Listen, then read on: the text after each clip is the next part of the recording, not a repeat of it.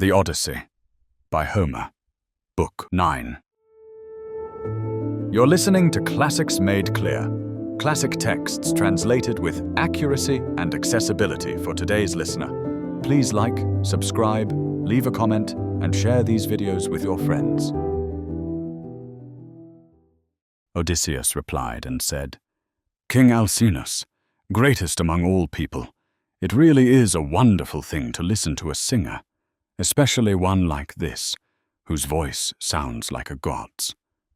For I don't think there is anything more pleasant than when joy fills the whole community, and guests sit in order throughout the hall, listening to a singer, while the tables beside them are loaded with bread and meat, and the wine-bearer draws wine from the mixing bowl and carries it around, pouring it into their cups. To me, this seems the finest thing there is. But your heart is set on hearing about my painful troubles, so that I will groan even more as I tell them. What should I tell you first, and what should I tell you last, since the gods of heaven have given me so many hardships? Let me begin with my name, so that you may know it too, and so that, if I escape this merciless day, I may be your guest, even though my home lies far away. I am Odysseus, son of Laertes.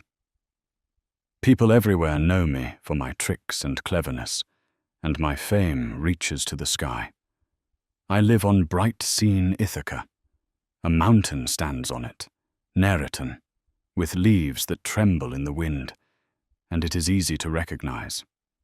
Many islands lie close around it, Dulichium, Same, and wooded Zakynthus. Ithaca itself is low-lying, furthest out toward the dark west, while the others lie toward the east, toward the rising sun. It is a rugged land, but a good place to raise young men. And truly, I think nothing is sweeter than one's own homeland. Yes, a goddess kept me there. Calypso, the most glorious of goddesses. She held me in her hollow caves, longing for me to be her husband. Likewise, Circe of Aeaea, crafty as she is, kept me in her halls too, wanting me to be her husband. But she never persuaded the heart in my chest. So nothing is sweeter than one's homeland and one's parents, even if someone lives far away, in a rich house, in a foreign land, far from father and mother. Now then, let me tell you about my homecoming, full of troubles, the one Zeus sent on me as I was leaving Troy. A wind carried me from Ilium and brought me near the land of the Ciconians at Ismarus. There I sacked the city and killed its men. We took their wives and many possessions from the town and divided everything fairly, making sure no one went without his equal share. Then I told my men that we needed to flee quickly with fast feet. But they were very foolish and did not listen. Instead, they drank a great deal of wine, and along the shore they slaughtered many sheep and slow-moving, curved-horned cattle. Meanwhile, the Ciconians had gone to call for help from other Ciconians, their neighbors who lived inland, greater in number and stronger than those we had fought. They were skilled fighters, both on horseback and on foot when needed. In the morning they came. So many they were like leaves and blossoms that appear in season. And then Zeus gave us an evil fate, since we were doomed to suffer many pains. They formed up and fought us beside our swift ships, throwing bronze-tipped tools at one another. As long as morning lasted and the holy day grew brighter, we held our ground and fought them off, even though they were more than us. But when the sun had passed the hour when oxen are unyoked from the plough, then the Ciconians at last turned the tide and defeated the Achaeans. 6 well-grieved companions from each ship were killed, and the rest of us escaped both death and fate. We sailed on from there, with grief weighing on our hearts, glad to have escaped death, yet mourning our lost friends. But my curved ships did not go forward until each of us had called out 3 times to our poor comrades who died on the plain of the Ciconians, cut down in battle. Then Zeus the cloud-gatherer stirred up the north wind against our ships. A terrible, heaven-sent storm raged, and he covered both land and sea in clouds, while night rushed down from the sky. The ships were driven sideways, and the force of the wind tore our sails into 3 and even 4 pieces. We lowered the torn sails into the ships, terrified of destruction, and rowed hard to reach the shore. There we stayed for 2 nights and 2 days without stopping, worn out, hearts aching from suffering and fatigue. But when fair-haired dawn brought on the 3rd day, we raised the masts, hoisted the white sails, and sat at our benches. The wind and our pilots steered the ships, and by now I would have reached my homeland safely. But a current, a great wave, and the north wind swept me back as we rounded Cape Malea and drove me off course past Cythera. From there, for 9 days I was carried by deadly winds over the fish-filled sea. But on the 10th day, we reached the land of the lotus eaters, who live on a food that grows like flowers. We went ashore there and drew fresh water, and my companions quickly prepared dinner beside our swift ships. Then I sent a few of my comrades to go and find out what kind of men lived on that land and ate its food. I chose 2 men, and a 3rd I sent with them as a herald. They quickly went off and soon met the lotus eaters themselves. The lotus eaters did not mean to harm my men. Instead, they gave them lotus to taste. But whoever ate the honey-sweet fruit of the lotus no longer wanted to bring back any report or return to the ship. They only wished to stay there among the lotus eaters, eating the lotus and forgetting all thought of home. I forced them back to the ships, weeping though they were, dragged them into the hollow vessels and tied them under the benches. Then I ordered the rest of my loyal companions to hurry aboard the swift ships so that none of them would eat lotus and forget their way home.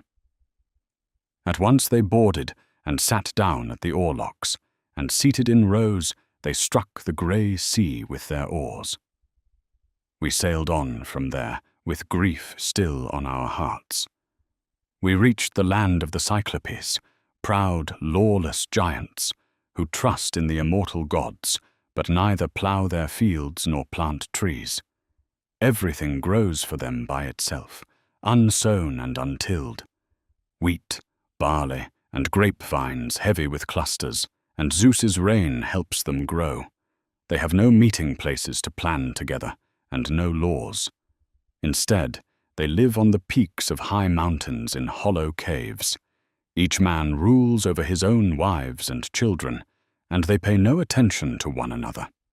A rugged island stretches out in front of their harbour, lying not too near and not too far from the Cyclops land. It was a wooded island, and on it lived countless wild goats, for no humans passed through to frighten them away. No hunters entered it either, those men who struggle through forests and stalk the mountain peaks, suffering many hardships. The island had neither herds nor fields. All its days it remained unploughed and unsown, empty of human life, yet full of bleating goats that fed there. For the Cyclopes have no red-prowed ships, nor any shipbuilders among them. Men who could make well-benched ships that meet every need and could carry them to the cities of other people, as men so often cross the sea in ships. Such builders would also have settled this island well for them. For the island is by no means poor. It would produce every crop in season. It has meadows beside the grey sea, soft and well-watered, where vines would thrive without withering. It also has smooth fields for ploughing, where they could always reap a deep harvest, because the soil beneath is rich and fertile. In the island there is a harbour safe for anchoring, where there is no need for mooring lines, neither to throw out anchors, nor to tie stern cables. Sailors can simply beach their ships and wait until their hearts urge them onward, and the winds blow favorably. At the head of the harbor, splendid fresh water flows, a spring under a rocky cave, and poplar trees grow around it. We sailed into that place, and some god guided us through the dark night. We could not see a thing, for a deep mist surrounded the ships. The moon gave no light from the sky, covered over by clouds. We had not yet seen the great waves rolling toward the land before we brought our well-benched ships to shore. Once the ships landed, we lowered all the sails and stepped out onto the edge of the sea's surf. There we lay down to sleep and waited for bright dawn. When early-born, rose-fingered dawn appeared, we wandered all through the island, marveling at it. The nymphs, daughters of Zeus who carries the sacred mantle, drove the wild mountain goats together so that my comrades could have a meal. At once we took up our curved bows and long goat spears from the ships. We arranged ourselves in 3 groups and began to hunt. Soon a god granted us plenty of game. I had 12 ships with me, and by lot 9 goats fell to each of them, while for me alone they chose out 10. So all that day until the sun went down, we sat feasting on endless meat and sweet wine. The red wine from our ships had not yet run out, for each man had drawn a great store of it into 2-handled jars when we captured the Ciconians' sacred citadel. We could see the land of the Cyclopes close by. We saw their smoke rising and heard the bleating of their goats and sheep. When the sun set and darkness came, we lay down to sleep at the edge of the surf. When early-born, rose-fingered dawn appeared again, I at once called an assembly and spoke among all my men. Trusty comrades, the rest of you stay here now, but I will go with my ship and some of my companions to find out about the people who live there, whoever they may be. I want to know whether they are violent, unjust, and savage, or whether they are hospitable and have minds that honor the gods. So speaking, I boarded my ship and ordered my companions. So I told my men to get aboard and to loosen the stern cables. They went aboard at once and sat down at the oarlocks, and sitting in rows they struck the grey sea with their oars. But when we reached the place, very close by, we saw a cave at the edge of the land, near the sea. It was tall, shaded with laurel trees. Inside, many sheep, rams and goats spent the night. Around it was a high courtyard wall, built of stones sunk into the ground, and of tall pines and lofty leafy oaks. A huge man lived there, who kept his flocks alone and far apart from others. He did not mix with them but stayed by himself, having a heart set on lawlessness.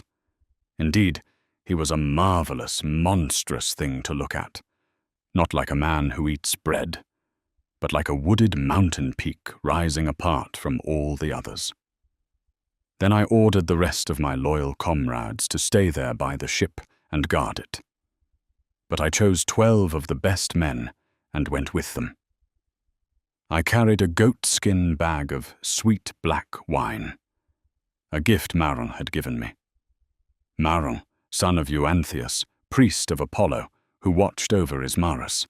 We had protected him, his child, and his wife out of reverence, for he lived in a wooded grove of Phoebus Apollo.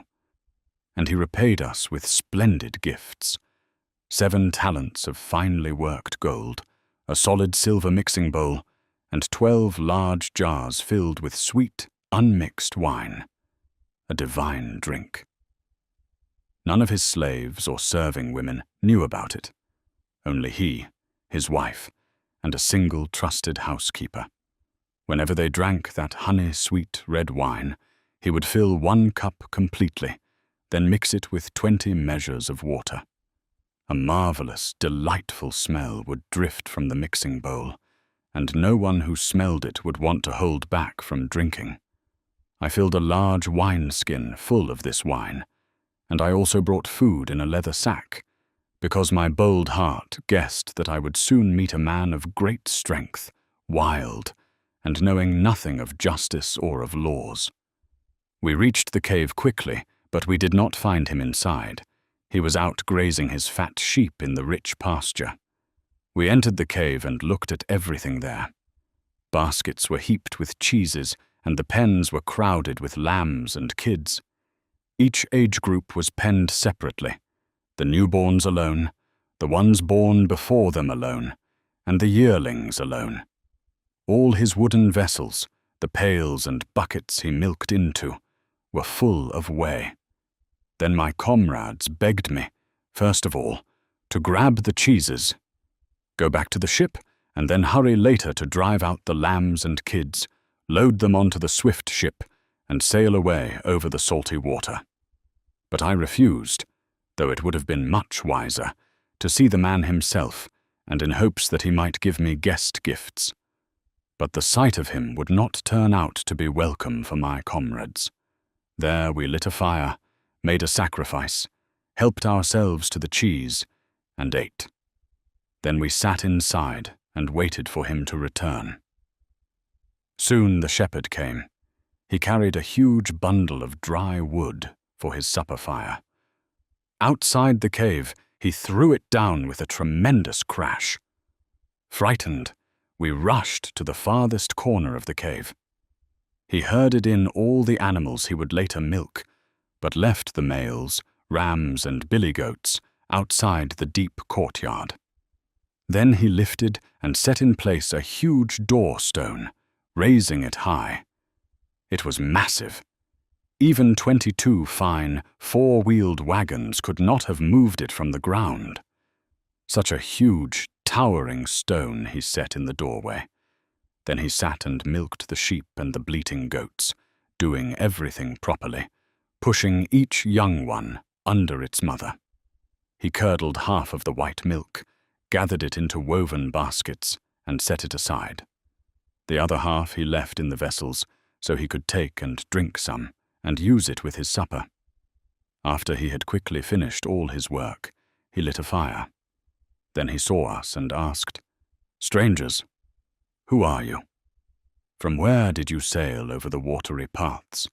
Are you here for some business, or do you wander without purpose, like pirates who roam the sea, risking their lives and bringing harm to foreign people?" When he said this, our hearts were crushed with fear, terrified by his deep voice and monstrous shape. Even so, I answered him with these words, "We are Achaeans, blown off our course from Troy by every kind of wind, over the great gulf of the sea.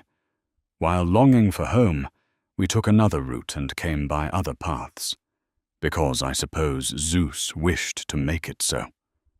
We claim to be men of Agamemnon, son of Atreus, whose fame is now the greatest under heaven, for he destroyed so mighty a city and killed so many warriors.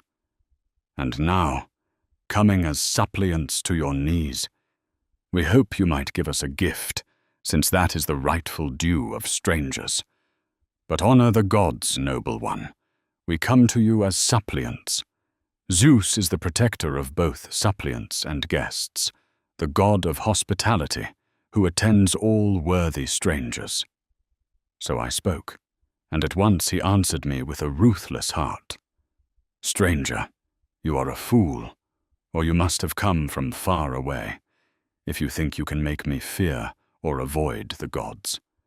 Cyclopes do not care at all for Zeus who bears the sacred mantle, nor for any of the blessed gods, for we are far stronger than they. I would not spare you or your companions to avoid Zeus's anger, unless my own heart told me to. But tell me, where did you beach your well-built ship when you came? Somewhere at the edge of the land, maybe? Or close by? Tell me, so I may know." He spoke, trying to trick me, but I, knowing many things, was not fooled. So I replied with crafty words. Poseidon the Earthshaker smashed my ship upon the rocks at the border of your land. He drove it against a headland with winds from the sea. The ship was destroyed, and I alone escaped with these men from sheer death. So I said, but with a ruthless heart, he answered me not a word. Instead, he leapt up and reached for my men. He seized two at once and dashed them to the ground like puppies. Their brains spilled out and soaked the earth. Then he cut them up limb by limb and prepared his supper. He ate them like a wild mountain lion, leaving nothing, no flesh, no entrails, not even the marrow-filled bones. We cried aloud and stretched our hands toward Zeus when we saw his brutal deeds, but helplessness gripped our hearts.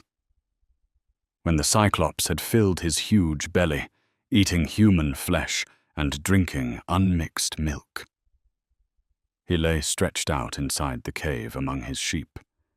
In my bold heart I began to plan. I thought of going up close to him, drawing the sharp sword from beside my thigh, and stabbing him in the chest where the midriff holds the liver, feeling for it with my hand. But another thought restrained me. If I did this, we would all perish right where we were. For with our hands we could never push aside the huge stone he had set in the high doorway. So groaning, we waited for divine dawn. When early-born, rose-fingered dawn appeared, he lit a fire once more and milked his famous flocks, doing everything properly and placing the young beneath their mothers. Then, after finishing his tasks quickly, he grabbed 2 more men at once and prepared his breakfast. After eating, he drove his fat sheep out of the cave and easily removed the great door rock. Immediately after, he set it back in place again, as easily as someone putting the lid onto a quiver. With loud whistles, he herded his fat sheep toward the mountains. Meanwhile, I was left behind, plotting terrible things and hoping somehow to take revenge, and that Athena would grant me glory. Then this plan seemed best in my heart. The Cyclops had a huge club lying beside the pens made of fresh-cut olive wood, which he would use once it had dried. We looked at it and judged that it was as big as the mast of a black 20-oared ship, a wide cargo vessel that sails over the deep sea. Such it was in length and thickness. I stood beside it and cut off a fathom length of wood, set it before my comrades, and told them to smooth it. They made it even, and I stood by and sharpened the end of the stake, then immediately took it and hardened it in the blazing fire. I set it down carefully and hid it under the piles of dung. Huge amounts of it were scattered all through the cave. Then I told the others to cast lots to see who would dare to lift the stake with me, and twist it into the Cyclops' eye when sweet sleep came upon him. They chose by lot exactly those 4 men I myself would have chosen, and I was counted as the 5th among them. Evening came, and he returned, herding his beautiful fleeced sheep. At once he drove all his fat sheep into the wide cave, every single one, leaving none outside in the deep courtyard, whether because he suspected something or because a god prompted him. Then he lifted the huge door stone high and set it in place. He sat down and milked the sheep and the bleating goats, doing everything properly and placing each young one beneath its mother. After quickly completing his tasks, he again seized 2 of my men at once and prepared his dinner. Right then I went close to the Cyclops and spoke to him, holding a wooden drinking cup full of black wine in my hands. Cyclops, here, drink this wine, since you have eaten human flesh, so you may learn what kind of drink our ship carried. I bring it as a libation to you, hoping you might pity me and send me home. But now you rage beyond all endurance. You reckless creature, why would any man of the many on earth ever come to you again, after you behaved so wrongly? So I spoke. He took the cup and drank it, and the sweet drink delighted him terribly. He asked me at once for another. Give me more, freely, and tell me your name right now, so I may give you a guest gift that you will enjoy. For the grain-giving earth produces clusters of grapes for us, Cyclops to make rich wine, and Zeus's rain makes them grow for them. But this is a fragment of ambrosia and nectar. So he spoke, and I in turn gave him the gleaming wine. 3 times I brought it and gave it, and 3 times he drank in folly. But when the wine had fully gone around the Cyclops' mind, then I spoke to him with gentle, winning words. You ask my renowned name, Cyclops? Then I will tell you. But give me the guest gift you promised. My name is Nobody. My mother, father, and all my comrades call me Nobody. So I spoke, and he at once answered me with a ruthless heart. Nobody I will eat last among his comrades, the others before him, and that will be my guest gift to you. He said this, leaned back, and fell on his back. There he lay, his thick neck bent aside, and sleep, the all-tamer, seized him. From his throat burst wine and morsels of human flesh. Drunk with wine, he belched loudly. Right then I pushed the stake deep beneath the ashes until it grew hot, and with words I strengthened all my comrades, lest any of them give way in fear. But when the olive-wood stake, green though it was soon about to catch fire and glowed terribly, I brought it nearer, lifting it from the fire, and my comrades stood around me. A great God breathed courage into us. They took the olive stake, pointed at the end, and drove it into his eye.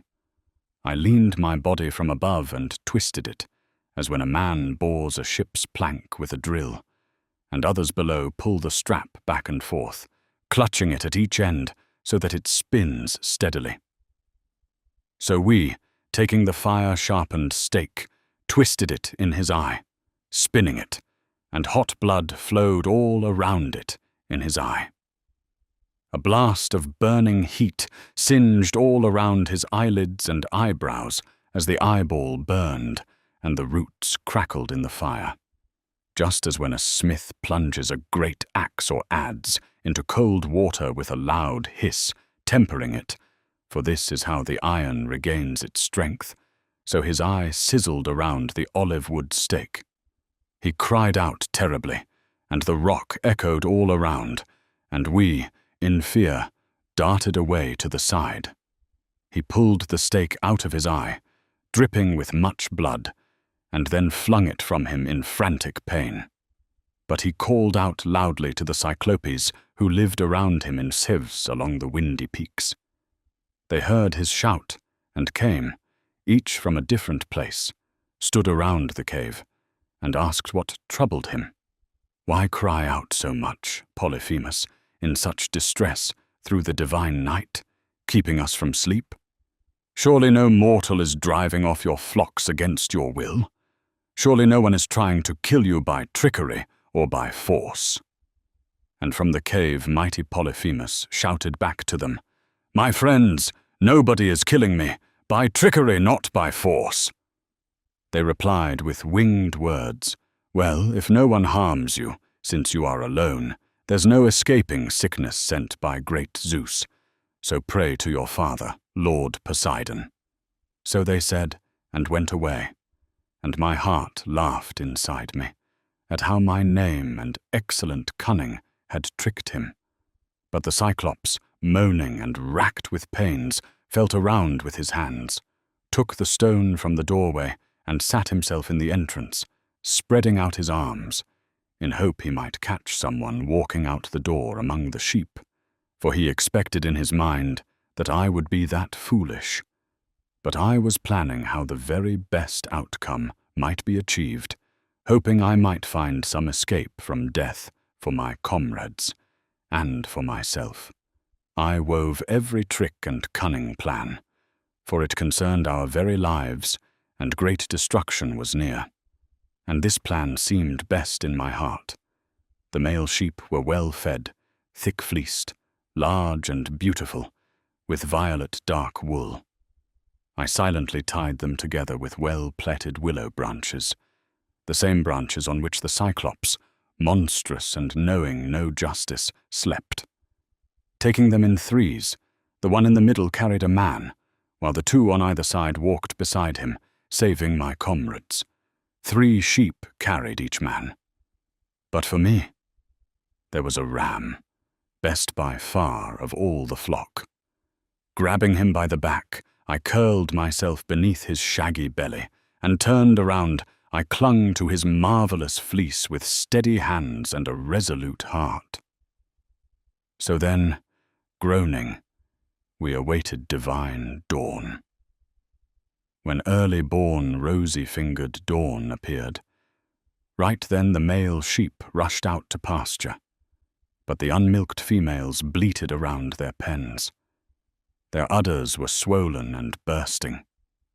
Their master, tortured by cruel pains, felt along the backs of all the standing sheep. But the fool did not notice how my men were tied beneath the chests of the wool-fleeced sheep. Last of all the sheep, the ram went out the door, burdened by his heavy wool, and by me, thinking shrewdly. Polyphemus felt him and said, "Dear ram, why are you going out this way through the cave last of all? Never before did you come behind the rest of the sheep, but by far you were first to graze on the tender flowers of the meadow, taking long strides, first to reach the streams of the rivers, and first to long to return to the sheepfold at evening. But now you are last of all. Surely you miss your master's eye, which an evil man destroyed, that man who, with his wretched comrades, tamed my mind with wine and blinded me. Nobody, whom I say has not yet escaped his doom. If only you could think as I do, and find a voice to tell me where he flees from my fury, then I would bash his brain upon the ground here and there throughout the cave, as he was struck, and then my heart would be eased of the pains that worthless nobody gave me." Having spoken thus, he sent the ram from him through the doorway. When we had gone a little distance from the cave and courtyard, I was first to slip free from beneath the ram. Then I freed my comrades. Quickly we rounded up many of the long-shanked sheep, fat with rich flesh, and drove them on until we reached the ship. We appeared, a welcome sight to our dear companions who had escaped death, but they groaned and wept for the others. But I did not allow crying. Instead, I lifted my brows at each one, signaling them not to weep. I ordered them to quickly load the many fine-fleeced sheep aboard the ship and sail over the briny water. At once they embarked and sat down at the oarlocks, and sitting in rows, they beat the grey sea with their oars. But when I was as far away as a shout can be heard, I then spoke to the Cyclops with mocking words. "Cyclops, you surely weren't going to eat the comrades of a helpless man in your hollow cave by sheer brute force. Your wicked deeds were bound to catch up with you. O reckless one, since you did not shrink from eating strangers in your house. So Zeus has made you pay, and the other gods as well." So I spoke, and then he grew even more enraged at heart, and tore off the peak of a great mountain, and hurled it, and he threw it down just beyond our dark-prowed ship. It barely missed reaching the tip of the rudder, and the sea surged up beneath the falling stone. But then the back-rushing wave swiftly carried us to the mainland, a flood from the sea pushing us onto the dry shore. Then I, taking a very long pole in my hands, pushed off and along, and by nodding my head to my comrades, urged and commanded them to strike with their oars so that we might escape from the danger, and they threw themselves forward and rowed.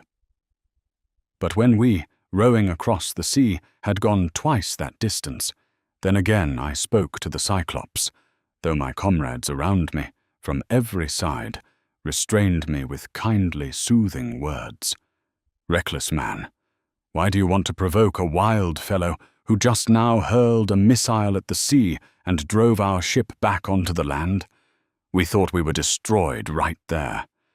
If he heard the voice of anyone speaking or making a sound, he would hurl and smash our heads and the timbers of the ship all at once with a jagged rock. Such is the range of his throw." So they spoke, but they did not persuade my great-hearted heart. But instead I spoke back to him again, with an angered spirit. "Cyclops, if any of mortal men should ever ask you about the ugly blinding of your eye, say that Odysseus, sacker of cities, blinded you, the son of Laertes, who has his home in Ithaca." So I spoke, and he groaned aloud and answered me, "O misery! Surely the ancient prophecies have come upon me. There was once a seer here, a man both good and great, Telemachus, son of Eurymus, who excelled in prophecy and grew old among the Cyclopes as he foretold the future. He told me that all these things would be fulfilled later, that I would lose my sight at the hands of Odysseus. But I always expected that some great and noble man would come here, clothed in mighty strength. But now, a man small, worthless, and weak has blinded my eye, after he subdued me with wine. But come here, Odysseus, so that I may place a guest gift beside you and urge the famed Earthshaker to grant you safe escort. For I am his son, and he claims to be my father. He himself will heal me, if he wishes. No other of the blessed gods, nor of mortal men, will do so." So he spoke, and I answered him in reply, "If only it were as possible for me, once I had made you bereft of soul and life, to send you into the house of Hades, as certain it is that not even the Earthshaker will heal your eye." So I spoke, and then he prayed to Lord Poseidon, stretching out his hands toward the starry sky. "Hear me, Poseidon, Earth-holder, dark-haired one. If I am truly yours, and you claim to be my father, grant that Odysseus, sacker of cities, may not reach home, the son of Laertes, who has a house in Ithaca.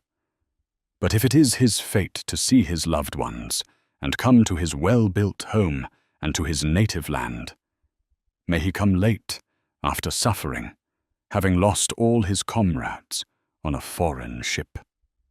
And may he find sorrow in his house." So he prayed, and the dark-haired god heard him. Then the Cyclops once again lifted a far larger stone. He hurled it after whirling it, and he put immeasurable force into it. He threw it down behind our dark-prowed ship, and it barely missed reaching the very tip of the rudder. The sea surged up, dashed by the descending rock, and the wave carried the ship forward and drove it toward the land. But when we reached the island, where the rest of our well-benched ships were waiting together, and our companions sat around them mourning, always expecting us. After we arrived, we beached the ship on the sand, and we ourselves stepped out onto the shore at the breaking surf. We then took the Cyclops' sheep out of the hollow ship and divided them up, so that none would go away deprived of an equal share by me. My well-grieved companions gave the ram to me alone as a special honor when the flocks were divided, and on the shore I sacrificed him to Zeus, cloud-dark Cronion, who rules over all, burning the thighs. But he paid no heed to the sacrifice. Instead, he pondered how all our well-benched ships and my faithful companions would be destroyed. So the whole day, until the sun went down, we sat and feasted on limitless meat and sweet wine. But when the sun had set and darkness came on, then we lay down to sleep at the edge of the sea. When early-born, rosy-fingered dawn appeared, I then roused my comrades and ordered them to get aboard themselves and to loosen the stern cables. They boarded at once and sat down at the oarlocks, and seated in rows they struck the grey sea with their oars. From there we sailed onward, hearts grieving, glad to escape death, though we had lost our dear companions. You're listening to Classics Made Clear, classic texts translated with accuracy and accessibility for today's listener. Please like, subscribe, leave a comment, and share these videos with your friends.